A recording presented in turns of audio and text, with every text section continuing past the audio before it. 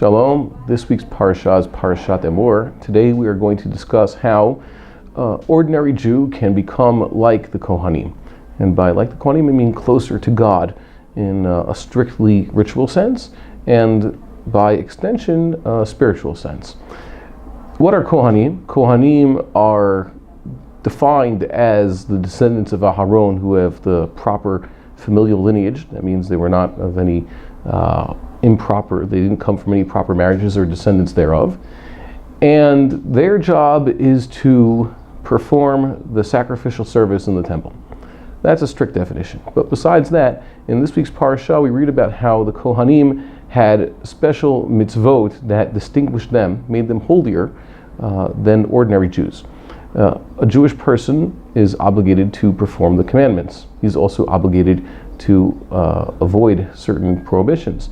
That's the definition of his holiness. The Kohanim, and we have your list here of mitzvot that govern the Kohanim and set them apart even in their lives outside the temple, their civil lives, their civilian lives, from the regular Jews. The first one is tum'ah and tahara. Of course, the Kohanim, when they serve in the temple, have to hold to a certain standard of ritual purity. They are in the temple precincts, even technically when they sleep. So they have to keep themselves ritually pure. They go to the mikveh every day, or officially, according to halacha, every time they put on their Kohanic uniforms to serve, which could be a number of times a day. And they certainly don't go near the dead. Here, the Torah introduces the mitzvah that Moshe Rabbeinu was told, say to the Kohanim, lo nefesh lo yitamah b'mav, they should avoid contact with the dead. Now, regular people should not necessarily always be in contact with the dead. They shouldn't go to cemeteries all the time. But when they're necessary, it's a very important commandment to do chesed shel emet, care for the dead. Dead can't bury themselves. So that's something that we contaminate ourselves for. The standard given to the Kohanim is that they should avoid bodily contamination of this sort, unless it's for a close relative, the father, the mother, the brother, the unmarried sister, the son, the daughter, and the wife. And that is one of the things that sets them apart from regular Jewish people who can technically be contaminated from anybody. They could take care of the deceased who are not even related to them this closely. And of course, the sages pointed out, if there is no one else who can take care of the deceased, even the Kohen Gadol himself should do so for what they call a meit mitzvah, one who has no one to take care of him.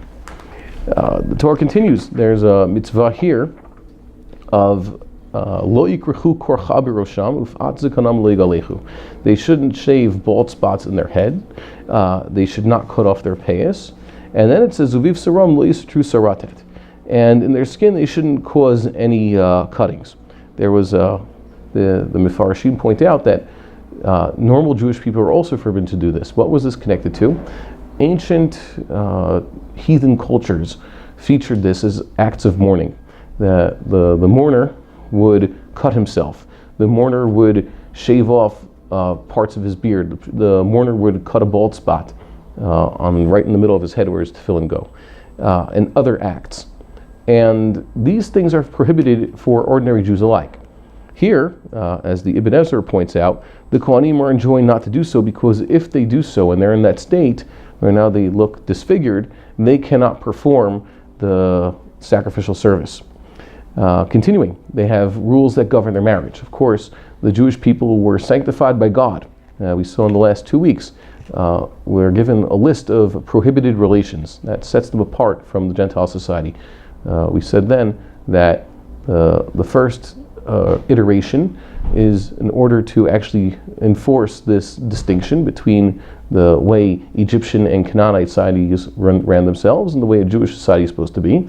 And then, even once these societies have been forgotten, a Jewish society is supposed to be held to its own personal high standards against immorality, standards of high moral caliber.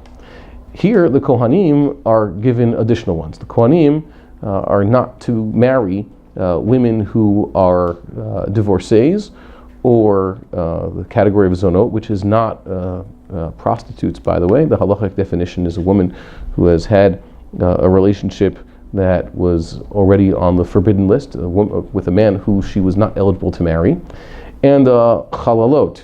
Chalalot are the descendants of these improper marriages and any of their further descendants. So in order to have a chalala who is ineligible to marry the Kohen, you first have to have had a Kohen who violated one of these rules. And they add on that the Kohen Gadol, for example, he has even a higher prohibition. He cannot even marry a widow, a woman who happens to have just been a widow. An ordinary Kohen can marry, but a Kohen Gadol could not, and the product of such a union would also be a halal. And we get to, of course, the Kohen Gadol. By means of this, we have seen that the Kohen Gadol has even higher standards of marriage, and the Kohen Gadol has a higher standard of impurity. The Kohen Gadol is not to attend any funerals whatsoever, even for his parents. He should not attend. He does not. There was an opinion in the Mishnah that he somehow follows the funeral procession in a backward sort of way. He stays behind them. They round the corner, only then does he come out, so he's not really part of the procession. And the halacha is actually decided that no, he stays in the temple the entire time. The Kohen Gadol is as though always on one of the regalim. He's always in a state of happiness and purity. Death and impurity and mourning and impurity have no place in the temple, and the Kohen Gadol is always in front of God, so he stays in that situation the entire time. This leads into the next mitzvah of the Kohanim, which is blemishes. The Torah says that, first of all, animals that are brought as korbanot have to be tamim. They have to be flawless, or at least physically unblemished. And the Talmud has a very detailed list. The Torah gives a certain list of what could be a blemish. And then the Torah also says that Kohanim themselves, in order to serve in the temple, need to be unblemished. Now, ordinary Jewish people, everybody can serve God, even the people who are, God forbid, blind or deaf or missing limbs. They are just as obligated in the commandments, except there are some commandments that they have been exempted from. For example, the person who is immobilized for whatever reason doesn't have to go on the pilgrimage to the temple. He's exempt from that. And the people who are, depends on their disability, are not obligated to perform various commandments that might be related to it. For example, the person who is deaf or the person who cannot speak cannot perform the commandments that involve causing something to be sounded and heard by others. For example, they can't read the Megillah for others, etc. Even though the Megillah is a rabbinic enactment, but the point still stands. Those who have certain blemishes are exempted. So too the Kohanim have a higher standard. Kohanim who have to serve in the temple, even if the sages say, even someone who's left-handed technically should not be performing the sacrificial service. He is fully a Kohen, and he can, for example, eat terubah, the Kohanic gifts that are given from the produce here in the land of Israel, and he passes on his priesthood to his descendants, but he himself doesn't serve. And there's a list here of Kohanim who have various blemishes or deformities, whatever they may be, that prevent them from serving in the temple. So once again, we say that the Kohanim have a standard that raises them up above the rest of the Jewish people. Considering all this, that the Kohanim have higher standards of marriage and maintaining their purity, and also who is eligible to perform their commandments, and the Kohen Gadol has even more of those, how is it that ordinary Jewish people can seek to achieve this level? Earlier we said, and we'll say this when we get to Parashat Naso, that there's a chance a person could take on Nizirut, and that in 4 ways makes him like the Kohen. On the holidays, though, we get a chance. The holidays I'm defining as the Regalim, and sometimes including Rosh Hashanah and Yom Kippur, which is the next section in the Torah, Parashat Emor. As a matter of fact, this parasha is referred to as Parashat HaMoadot because this is the most detailed explication of all the specific mitzvot that exist every holiday. Before now, in the Torah, we had mentioned Yom Kippur, that was mentioned, and the idea of Rosh Hashanah was also mentioned, and there's Shalosh Regalim, Sukkot, Shavuot, and Pesach have already been mentioned, but only in this section do we have all 5 of them show up, and the specific mitzvot that apply to those holidays. So, for example, in Passover, we read about keeping what we're familiar with on Passover. And Passover, of course, involves a special korban Korban, the Korban Pesach, and of course the Aliyah Regel. I'll bring a verse to cite this.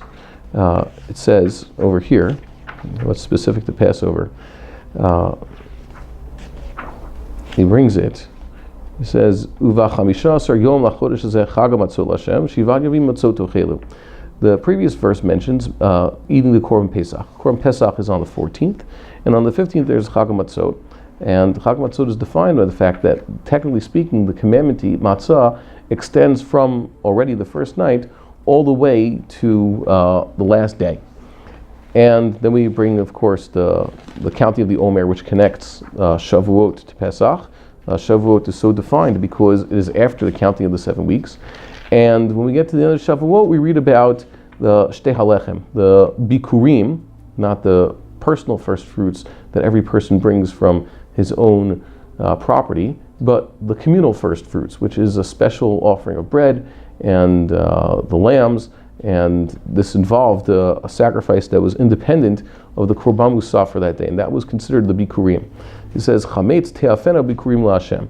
These breads were actually baked into chametz, as opposed to most of the other meal offerings that were in the temple that were baked had to have been unleavened. And yes, bread used to be able to, you can make bread that looks like bread, but it is unleavened. Unleavened bread does not have to be crackers. And there was actually a number of types of unleavened bread that's described in the temple service. We saw those earlier in the Parashat Tzav.